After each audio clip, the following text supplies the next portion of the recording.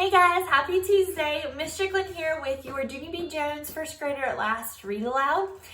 We are on chapter 5 today. If you have tuned in with us the last few days reading our book, you know that Junie B. Jones, she's in first grade and she does not like it. And in chapter 4, we found out that Junie B was having a little bit of trouble reading. Her teacher had an assignment for her where she was supposed to choose a word and draw a picture of it.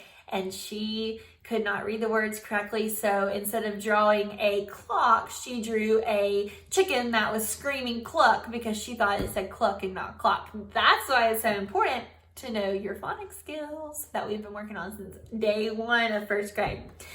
All right, so as we read through chapter 5, I want you to be thinking about some ways that you connect with Junie B. Jones. So when I say connection, I mean that something that you might have experienced that she is also experiencing. So maybe it could just be that she's in the first grade. Okay, that's a connection because you all are in first grade. So you should at least connect with that. It could be that Junie B is a girl, or maybe that she had to make some new friends in first grade. Or that maybe you were having a little bit of difficulty in the beginning of first grade reading, but now you're doing a lot better. So maybe we can make a prediction that she'll get better at reading. So whatever it is, think about your connection that you're making with Junie B. Jones, and that's going to make the book so much more enjoyable for you. So here we go. Chapter 5, Junie B. Jones, first grader at last. This one is called Bug Bag. Tuesday. Dear first grade journal, Mr. Scary just called me in from recess. All the other children are still playing out there. He said for me to write in my journal for a minute and he will be back with me soon. I keep peeking at him from behind these pages. He is printing sentences on the board. It is extra work for me, I think. I do not actually approve of this. From Junie B, first grader. Mr. Scary put down his chalk. You can stop peeking at me now, Junie B, he said. I looked at him real surprised, because that guy has eyes in the back of his hair, apparently. He turned around and smiled. Do you see the 3 sentences that I just wrote up here? He asked. Yes, I said, I see them. Excellent, said Mr. Scary. Could you stand up and try reading them from back there, please? Just then my heart got pumpy and pounding inside. Because I'm not good at reading from the board, that's why. I kept on sitting there. Please, said Mr. Scary, just give it a try, okay? Finally, I stood up and I squinted at the sentences. Ooh. Maybe it's not so much that Junie B is having a hard time reading the sounds. Maybe she's having another problem. See if you can make a prediction about it. I read real slow. Bob is a bug bag, I read. I did a teensy frown at that news. Really? I asked. Bob is a bug bag? Mr. Scary pointed to sentence number 2. Try this one, he said. I squinted some more. I like my hog spit, I read again. I looked at my teacher very curious. These sentences are oddballs, aren't they? I said. Mr. Scary pointed at the last one. Just one more to go, he said. This time I stretched my neck and I strained my eyes. Jack is going to I scrunched my eyes even smaller. To jail? I read. I did a gasp. Really? No fooling? Jack who? Mr. Scary came back to my seat. He took my hand and walked me closer to the board. Could you try reading them again from here, Junie B? He asked. I made my voice real whiny. But I don't want to read them again, Mr. Scary, I told him. I already know what they say. Just one more time, he said. And so finally I did a big breath and I read the sentences all in a row. Bob is a big boy. I like my dog Spot. Jack is going to Jill's. I covered my mouth, very surprised. Hey, what do you know? He's going to Jill's, Mr. Scary, I said. Whew, that's a relief, right? Mr. Scary laughed. Right, he said.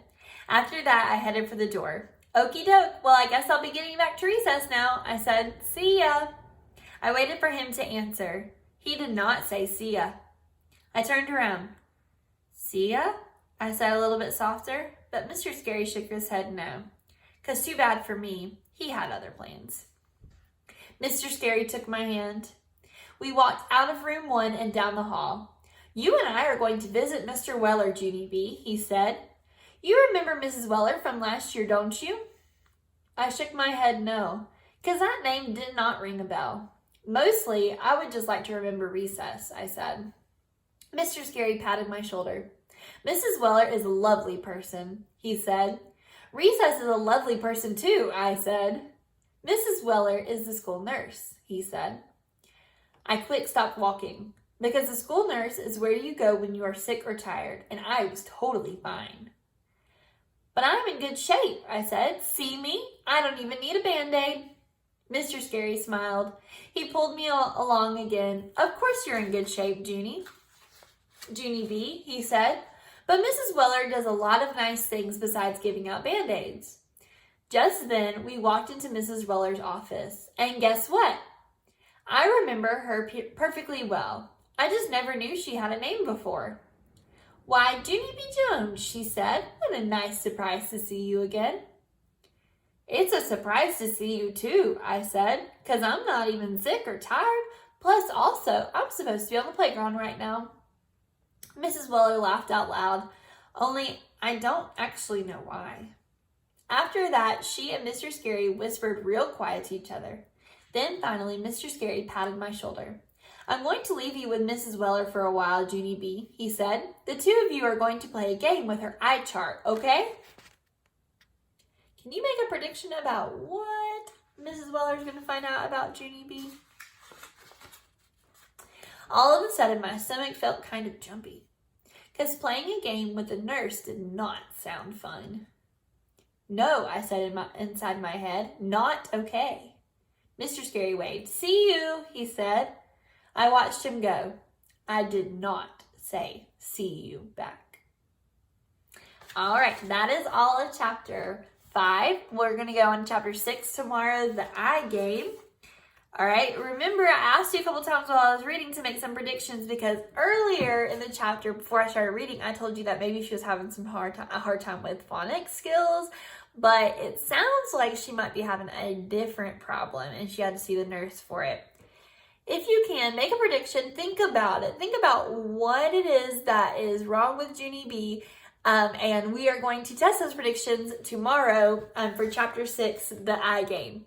All right, don't forget about phonics today at 2 o'clock and at 3 o'clock. They're the same lessons, so tune in with us for one of them at Zoom, on Zoom, not at Zoom, on Zoom at 2 o'clock or 3 o'clock. I read today for 20 minutes at least. I ready math for today at least 15 minutes, and I will see you all tomorrow for a read aloud. Bye.